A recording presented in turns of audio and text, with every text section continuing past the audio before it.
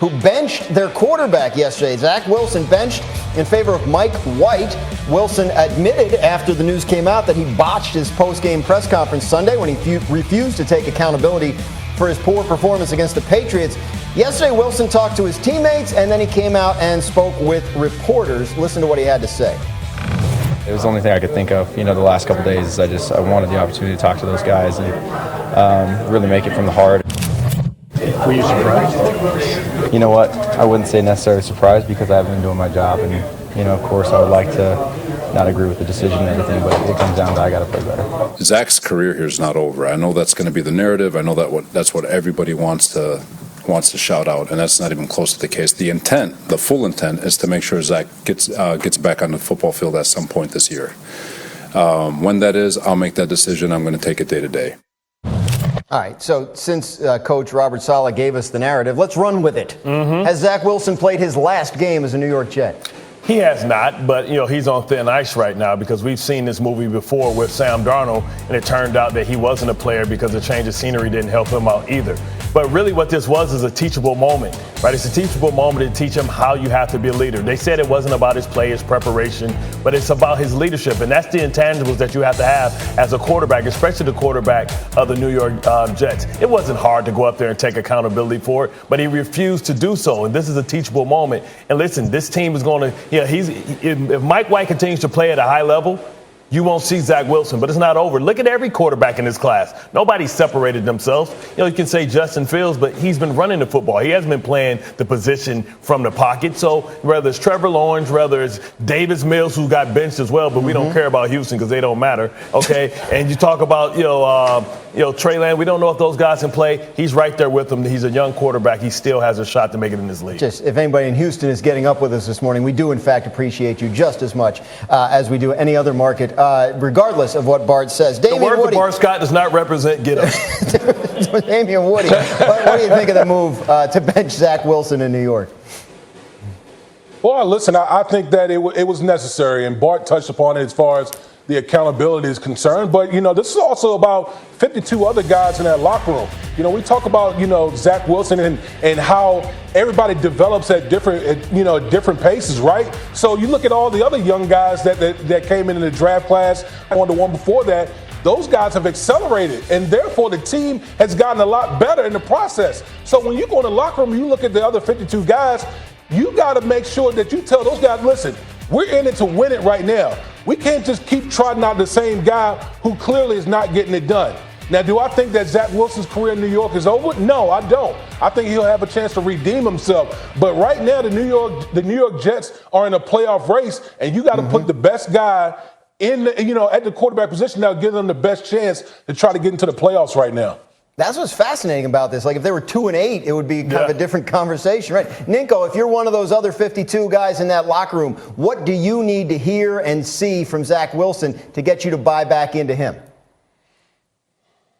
Well, I think we're piling on a little bit. I understand after the game, there was a one-word response. He said no. He looked like he really didn't care about the question, and that was a big deal. But at the end of the day, when you're in the locker room, we don't know what's going on behind closed doors. Maybe he did come in and say, guys, listen, my bad on that. I was in the heat of the moment. I really wasn't paying attention. I was mad about the game, and I didn't think through the question. And he's a young kid. He's only in his second year. He's 22 or 23 years old. He's going to have to learn from this and grow from this. He's still an immature young kid that's young into his NFL career. So this isn't the last we're going to see of him. Because first of all, just honestly, you got to follow the money. Follow the money. He's a first-round pick, and they got a lot of money invested in him. They're not going to just bench him and leave him like on the sideline. No, he's going to have another opportunity. So we'll see when that is. I think it's going to be sooner than later. I mean, listen, what this shows is consistency, right? They had a problem with Elijah Moore. They made sure that they showed him that he wasn't in charge. Denzel Mims, they showed him he wasn't in charge. So what this does is win the locker room for Robert Saleh because he's consistent. Everybody is equal. And, we saw this with your Uncle Bill, Nico. Like, we saw Zappe come in, when Mac Jones, and that was one quarter. And that's what I was surprised more about, that they didn't try and get a spark last week. Because the other guys, if all the other young quarterbacks quarterbacks in that situation, you understand because their teams aren't going anywhere, so it's about the development of the quarterback. But right now, the Jets have something, ability and a chance to do something they haven't done in almost 13 years, and that's go to the postseason. And you can't be letting anybody's feelings get involved when it comes to that. Mike White! We'll see if Mike White can get it done. D. Wood, I wanted to ask you before we move off of this. You tweeted something the other day about being able to relate to Zach Wilson and his situation right now. Yeah, man, it was during my time in Detroit, my last year. I got benched. I got benched for 6 games, and deservedly so. And so it was a situation where I used that scenario to basically work on myself, to kind of reboot myself and get myself going. And it was the best thing that happened to me at that point in my career. Long story short, come back, started at a new position at right tackle, and parlayed that to my, signing with the New York Jets. So that's why I said with Zach, man, like this is not over. This is not over for Zach Wilson, in my opinion. That ain't the whole story, Woody. You gave money back to get out of Detroit. That's how much you hate us in Detroit. We'll get into that maybe Well, at another yeah, I time. did that. In the meantime, I did. See, Bart always trying to ruin my story. He does. It's what he does. He's the Grinch. It's the wrong holiday, but he's the Grinch. Anyway, Jets host the Bears this week. Then they got Minnesota and Buffalo. Gets a little rough the next couple of weeks for those games. First game of the day, Bills and Lions. Nico, what do you got for a bold prediction on this one?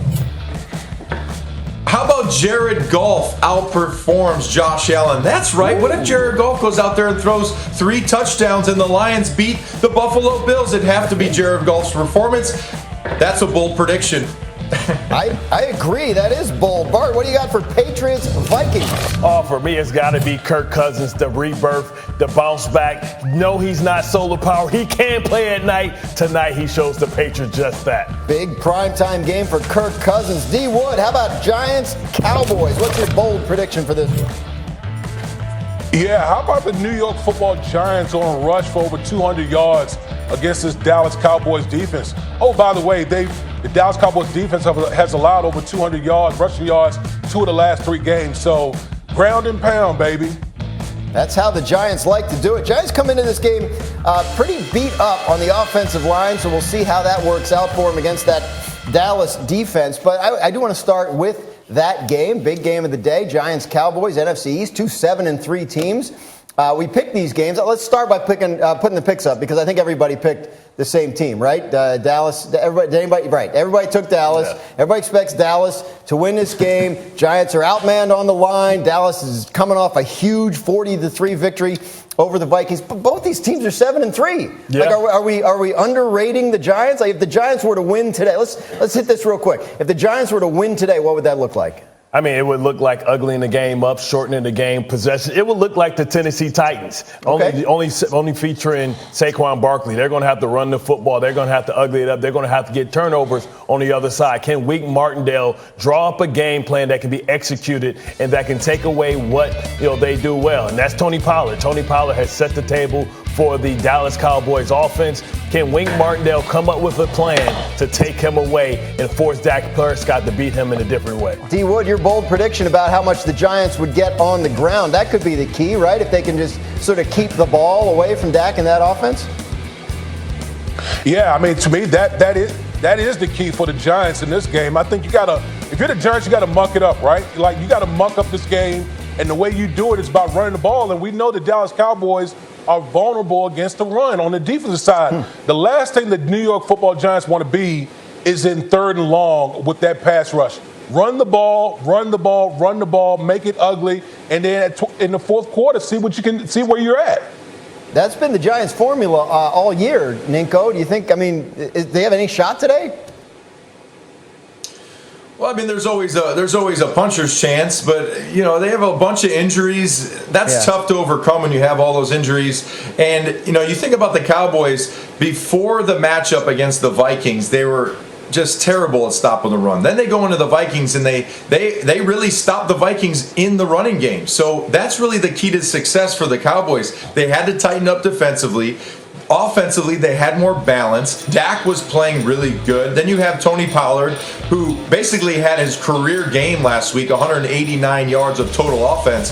So I think this game is really more about the Cowboys And can they be consistent? Because that's really what I want to see. Can the Dallas Cowboys consistently, week in and week out, continue to be a better football team? Because then that is going to sell me on the Cowboys. But for right now, I need to see consistency.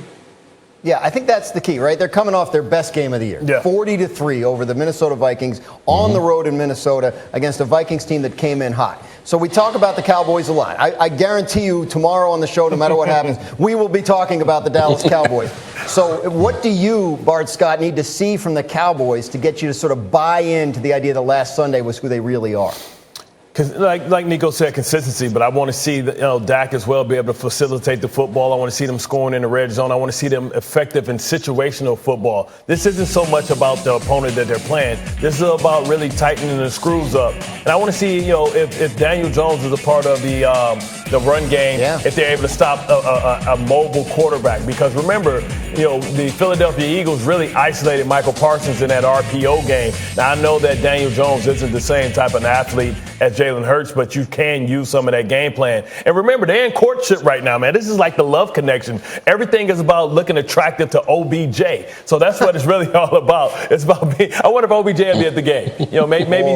Maybe Zeke will pull out a present out of the Salvation Army bucket, and it'd be a contract for Odell Beckham with all the cheese on his taco. I don't know. It doesn't sound like Odell to show up at the game and call attention to himself. I'm not sure that would be in character. D. Wood, what do you need to see from Dallas to buy into what last week being who they really are?